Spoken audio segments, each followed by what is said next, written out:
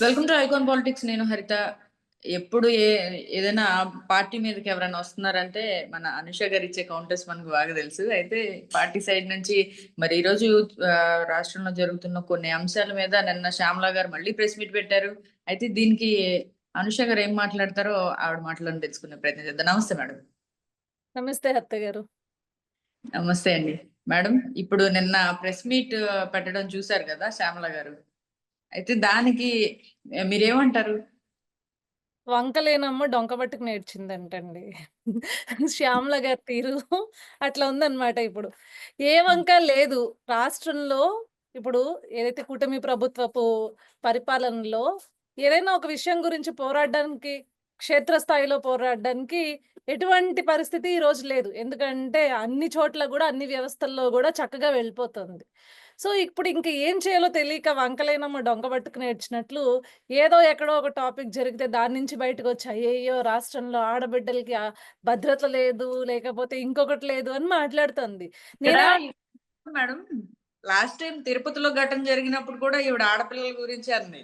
అవును. అప్పుడు గూడా అంతే. అదే ఆడపిల్లల గురించింది. ఏందో పొంతన లేకుండా మాట్లాడుతదండి. బేసిక్‌గా she is not belongs to political platform అనుకుంటాను నేనైతే. ఎందుకంటే పూర్తి అవగాహన లేదు. రాజకీయాల మీద పూర్తి అవగాహన లేదు. సమాజం పట్ల పూర్తి అవగాహన లేదు. మొత్తానికైతే ఏపీ పైనైతే పూర్తి అవగాహన లేదు. ఏం జరుగుతుంది, ఏంటి అనే దానికి నిజంగా మాట్లాడుకుందాం అంటే ఏపీ పైన ఏది పూర్తి అవగాహన లేకుండా సగం సగం తెలిసిన నాలెడ్జ్ తోటొచ్చి మాట్లాడేస్తుంది ఈరోజు. ఆమేమంటదండి, ఈరోజంట ఆడబిడ్డలు బయట తిరగలేకపోతున్నారంట ఆంధ్ర రాష్ట్రంలో. ఎక్కడా అని నేను అడుగుతున్నా. "నువ్వు రా ఆంధ్ర రాష్ట్రంలో నిన్నెక్కడ కావాలితే అక్కడ నేను తిప్పుతా. అర్ధరాత్రులు ఎటు కావాలితే అటు తిప్పుతాను నువ్వు రా. ఎంత సేఫ్‌గా ఉందో ఇప్పుడు. ఇప్పుడెంత సేఫ్‌గా ఉందో నేను చూపిస్తా." గతంలో అంటే ఇది నీ ప్రభుత్వం గాదు. మీ పార్టీ ప్రభుత్వం గాదు. గతంలో నడి రోడ్డు పైనే గుంటూరులో ఒక అమ్మాయిని ఒక పక్కన స్వతంత్ర దినోత్సవం జరుపుకుంటుంటే అక్కడ గుంటూరులో నడి రోడ్డు పైన పొడిచాడండి. ఒక గంజాయి తాగి, గంజాయి మత్తులో ఒకడొచ్చి అమ్మాయిని నడి రోడ్డు మీద పొడిస్తే చనిపోయింది అమ్మాయి.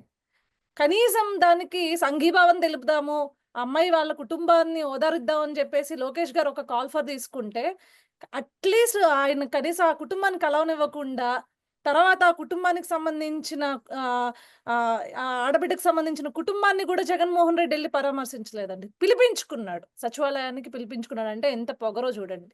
అకౌంటబిలిటీ లేదు. మనము ఇప్పుడు ఏదైతే ఉందో మనం ముఖ్యమంత్రి స్థాయిలో ఉన్నాము. రాష్ట్ర ప్రజలందరూ గూడా మన బాధ్యత అని ఒక బాధ్యత లేదనమాట. అసలు బాధ్యతారాహిత్యంగా ఎవరైనా ఆడబిడ్డకి ఏదన్నా జరిగితే అది ప్రతిపక్షాలు గగ్గోలు పెడితే అప్పుడు సచివాలయానికి పిలిపించుకొని నేను నీకు అది చేస్తా, నేను నీకు ఇది చేస్తా అని హామీలిచ్చి పంపించేవాడు గాని చేసేవాడు గాదు. కానీ ఈ రోజున్న ప్రభుత్వంలో అట్లా జరగట్లేదు. ఎక్కడైనా ఇన్సిడెంట్స్ జరగట్లేదా అంటే జరగట్లేదు అని మేము చెప్పమండి. జరుగుతున్నాయి. ఎక్కడైనా జరుగుతున్నాయి. ఎందుకంటే గత ప్రభుత్వపు తాలూకు ఇంకా మరకలు ఉన్నాయి. గంజాయో లేకపోతే ఇంకా అక్కడక్కడ ఉన్నాయి. వాటిని పూర్తిగా ఏరే క్రమంలో ఉన్నామనమాట. సో, ఆ జర్నీలో ఉన్నాం గాబట్టి ఇంకా తప్పులు జరుగుతుంది. ఇంకా విచక్షణారహితంగా కొంతమంది బాధ్యత లేకుండా కొంతమందున్నారు. సో, వాళ్ళు చేస్తున్న తప్పులేవైతే ఉన్నాయో వాటికి అక్కడికక్కడే ఖండించడం జరుగుతుంది. బయటకొచ్చి సాక్షాత్తు ముఖ్యమంత్రి స్థాయిలో అంటే గత 5 ఏళ్ళు వాళ్ళ నాయకుడు రాలేదు కదా! అలా అనుకుంటుందేమో ఆమె.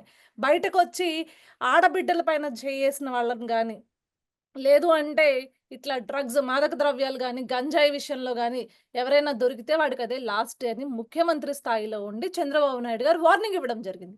అది అకౌంటబిలిటీ అంటే. అది బాధ్యతాయుతమైన పరిపాలన అంటే. కానీ ఇక్కడ మనం చూసుకుంటే శ్యామలకి గతం తాలూకా స్మృతులు వెంటాడుతూ ఉన్నాయన్నమాట. కనీసం నాలెడ్జ్ లేదండి ఆవిడకి. నాకది బాధేస్తుంది. నీ నీ పార్టీ హయాం రూల్ చేసినప్పుడు, నీ ప్రభుత్వం రూల్ చేసినప్పుడు క్రైమ్ రేట్ ఎంతో తెలుసా? 2014-19 వరకు కంపేర్ చేస్తే 2019-24 వరకు 28% క్రైమ్ రేట్ పెరిగిందండి ఆడబిడ్డల పైన. దానికి సమాధానం ఏ రోజన్నా చెప్పావా? ఏ రోజన్నా గత ప్రభుత్వంలో నువ్వొచ్చి గుంటూరులో రమ్య గావచ్చు, లేకపోతే నరసరావుపేటలో అనూష గావచ్చు, పులివెందుల్లో నాగమ్మ అనే మహిళ గావచ్చు, లేకపోతే అనంతపురంలో స్నేహలత అనే మహిళ గావచ్చు. నీ యొక్క ఇల్లుంది గదా! నీ ఇంటి పరిసరాల్లో కృష్ణా ఒడ్డున పెళ్లి చేసుకోపోయే జంటెళ్తే గంజాయి తాగి ఆ అమ్మాయిని అత్యాచారం చేశారండి. కాబోయే భర్త ముందే అత్యాచారం చేశారు. బయటకొచ్చి నువ్వు అట్‌లీస్ట్ నువ్వు బయటకొచ్చి ఏ రోజన్నా మాట్లాడడం జరిగిందా? కనీసం నీ పార్టీ నుంచి వాళ్ళకి భరోసా ఇవ్వడం జరిగిందా? ఏ రోజున వాళ్ళ తరపున గొంతై నిలబడడం జరిగిందా? నీ పార్టీ హయాంలో ఉన్న మంత్రులు గావచ్చు, లేకపోతే ముఖ్యమంత్రి కావచ్చు. ఏ రోజు జరగలేదే. మరి ఈ రోజు ఎందుకు ఈ డ్రామాలొచ్చి? నువ్వు తెలుసుకో పూర్తిగా గతంలో ఏం జరిగిందో, ఇప్పుడేం జరిగిందో తెలుసుకొని మాట్లాడు. మనకి నోరిచ్చాడు గదా భగవంతుడు, శ్రేష్టమైన మాటలు మాట్లాడగలం గదా అని జెప్పేసి, వాక్చాతుర్యం ఉంది గదా అని చెప్పేసి పాపం పాప ఏమంటుందంటే, ఇష్టానుసారం ఇంక అదే మాట మాట్లాడుతది. అయ్యయ్యో! ఆడబిడ్డలకి భద్రత లేదు అని. ఇక్కడ ఒక డౌట్ అనూష గారు. ఏదైనా ఇలాంటి ఇన్సిడెంట్ జరిగినప్పుడే మాట్లాడతారేంటి? మధ్యలో ఏమైపోతారు? అదే మధ్యలో అర్థం వేరే ఇంకేమి ఉండవేమో మాట్లాడడానికి. ఈవిడ గావచ్చు, ఈవిడ నాయకుడు గావచ్చు. నేను 7 నెలల నుంచి వెయిట్ జేస్తున్నానండి. క్షేత్రస్థాయిలో ఏదన్నా ఒక సమస్య గురించి బయటకొచ్చి మాట్లాడతారేమో అని జెప్పి. మాట్లాడట్లా. ఎందుకంటే ఏ సమస్యలు లేవు గాబట్టి ఆంధ్ర రాష్ట్రంలో.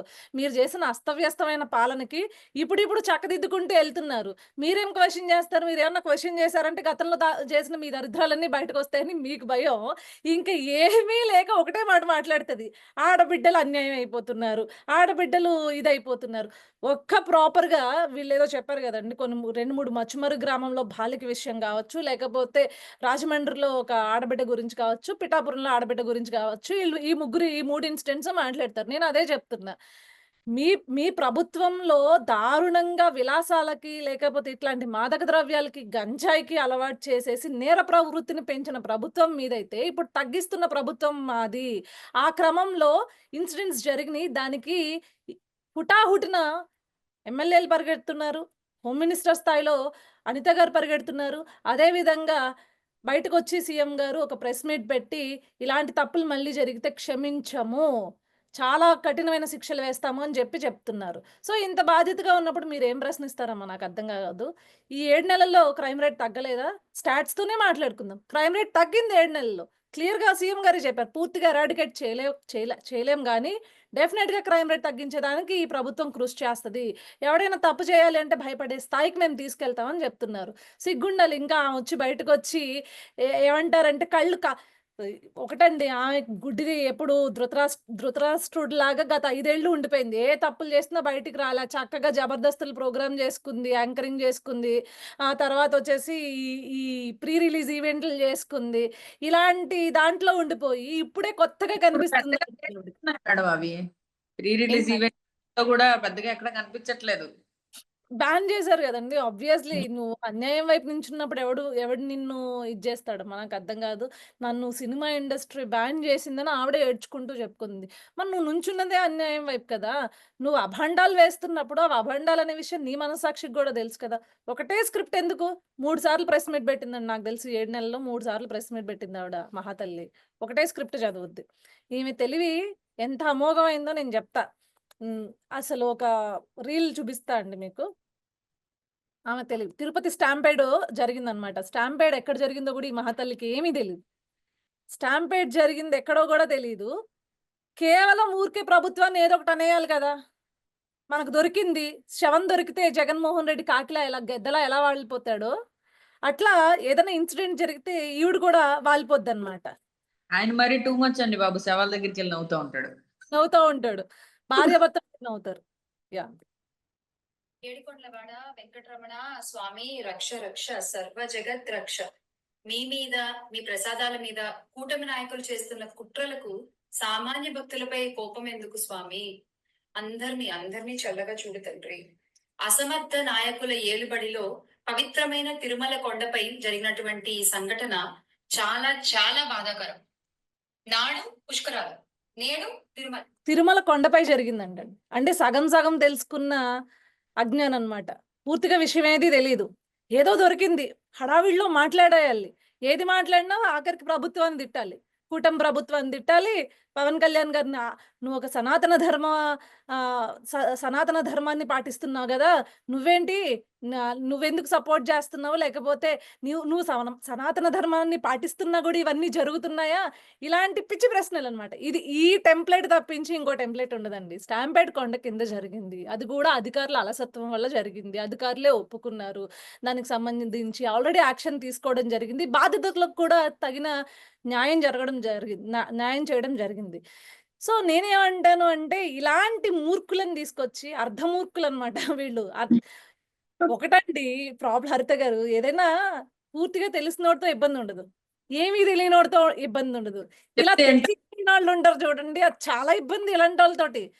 నేనేమంటాను, ఈమె ఫస్ట్ స్టేట్మెంట్ ఏమిస్తోంది? ఎవరో చేసిన తప్పు కంట, లడ్డూ విషయంలో ఎవరో చేసిన తప్పుకి అభాగ్యుల్ని శిక్షించకయ్యా తండ్రి, ఏడుకొండలవాడ వెంకటేశ్వర స్వామి అని చెప్పి మంత్రాలు ఉచ్చరిస్తోంది. నేనేమంటానంటే, నిజంగా హిందూ యాక్ట్ ప్రకారం గనక నువ్వు ఈ స్టేట్మెంట్స్ ఇచ్చున్నావు కాబట్టి, ఎవడైనా ఒకవేళ నీ మీద కంప్లెయింట్ ఇస్తే లోపలేస్తారు. ఎందుకంటే స్వామివారి పైన దుష్ప్రచారం చేస్తున్నావు నువ్వు. స్వామివారికే నువ్వు శిక్షిస్తాడు అని చెప్పేసి తప్పుడువి అన్నీ అంటగడుతున్నావు.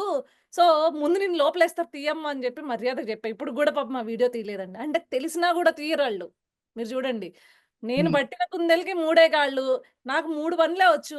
ఒకటి చంద్రబాబు నాయుడు గారిని దుమ్మెత్తిపోయడం. ఇంకొకటి ప్రభుత్వంలో మంచి జరిగినా జరగలేదని అబద్ధాలు చెప్పడం. మూడోది సోషల్ మీడియాలో ఇట్లా ఇష్టం వచ్చినట్లు మాట్లాడడం. ఈ 3 తెలుసనమాట. లాస్ట్ టైం అయితే సూపర్ 6 గురించి కూడా ఏదో మాట్లాడారు మేడం. సూపర్ 6 గురించి కూడా అదే ఎంతవరకు అమలవుతున్నాయో కూడా ఆవిడకి తెలీదు. అసలు సూపర్ 6 గురించి ఆవిడకి తెలిసి ఉండాలి గదా ఫస్టు. ఎంతవరకు అమలవుతున్నాయో లేదో తెలియాలి అంటే సూపర్ 6లో ఏ ఏ పథకాలు కూటమి ప్రభుత్వం ఆ రోజు చెప్పింది అనేది ఈవిడకి తెలియాలి కదా! తెలియవు. వాటి గురించి ఏమి ఉండదు. ఒకటి స్క్రిప్ట్ వస్తది, చెప్పాను గదండీ! ఒకే టెంప్లేట్ వస్తది. ఆ టెంప్లేట్‌లో ఫస్ట్ బాబు గారిని తిట్టాలి. తర్వాత పవన్ కళ్యాణ్ గారిని తిట్టాలి. 3 ప్రభుత్వం ఏమి చేయట్లేదనాలి. నాలుగోది ఏం చేస్తది? సో, ఏవి జరగట్లేదండి ఈ ప్రభుత్వంలో జై జగన్ అంటది. అంతే. లేకపోతే ఇంకో ఐదో టెంప్లేట్ ఏంటంటే జై రెడ్డి అంటది. కుల మీటింగ్‌లకెళ్ళి జై రెడ్డి అంటది. ఇంతకు మించి ఏమి చేయదండి ఆవిడ. సో, సూపర్ 6 అమలు పరచాలి. నువ్వెట్లా అడగాలి? మీరు సూపర్ 6 అనేది అమలు పరుస్తా అన్నారు. దాంట్లో ఏది ఇప్పుడు ప్రస్తుతానికైతే మనం దీపం పథకం కింద ఇస్తున్న 3 సిలిండర్లు ఆల్రెడీ అమలు పరచడం జరిగింది. అదేవిధంగా పెన్షన్ పెంచేది ఆల్రెడీ జరిగింది. సో, తర్వాత ఉగాది నుంచి ప్రతి మహిళకి ఉచితంగా బస్సు అనే దానిపైన అమలుపరచడం జరిగింది. సో, ఇవన్నీ జరుగుతున్నప్పుడు, మెల్లమెల్లగా జరుగుతున్నప్పుడు అన్నప్రాసన రోజునే ఆవకాయ అన్నం గావాలన్నట్లు వీళ్ళేం జేస్తారంటే, ఇప్పటికిప్పుడే జరిగిపోవాలి మాకేదైనా పెద్ద ఏదో ఈళ్ళు జేసినట్లు. సీపీఎస్ రద్దనే విషయం ఈళ్ళు జేసినట్లు, ఇచ్చిన హామీని ఈళ్ళు నిలబెట్టుకున్నట్లు భలే అడిగేస్తారండి వీళ్ళేదో పెద్ద. నాకేంటంటే వీళ్ళ హయాంలో పెద్ద వీళ్ళిచ్చిన హామీలన్నీ తీర్చేసినట్లు. ఆ! అమ్మఒడి ఇద్దరికన్నారు గదా! అమ్మఒడి అనేది ఇంట్లో ఎంతమంది బిడ్డలకుంటే అంతమంది బిడ్డలకి ఇస్తామన్నాడు. తర్వాతొచ్చిన తర్వాత ఒక్కళ్ళకే అని జెప్పాడు. ఇలాంటి లూప్స్ అన్నీ ఉన్నాయి. అవేమి వీళ్ళు వాటికి ఏమి ఆన్సర్ చేయరండి. వేటికి సమాధానం జెప్పరు. కానీ ప్రభుత్వాన్ని ప్రశ్నించేస్తారనమాట. రెడీగా ఉంటారు ప్రశ్నించడానికి. చెప్పాను గదా! ఈ రోజుకి బాబు గారు బాబు గారు గెలిచి ముఖ్యమంత్రి అయిన తర్వాత, కూటమి ప్రభుత్వం గెలిచి ముఖ్యమంత్రి అయిన తర్వాత నెలకే అడగడం మొదలుపెట్టారండి. సూపర్ 6, సూపర్ 6 అని చెప్పి. నిజంగా సూపర్ 6 అడిగేవాడి దగ్గరికెళ్ళి నిజంగా ఎవడన్నా ఎళ్లి, "అరే! సూపర్ 6లో ఏ ఏ పథకాలున్నాయి చెప్పరా నువ్వు" అంటే ఎవడు చెప్పడు. అది వీళ్ళ టాలెంట్ అన్నమాట.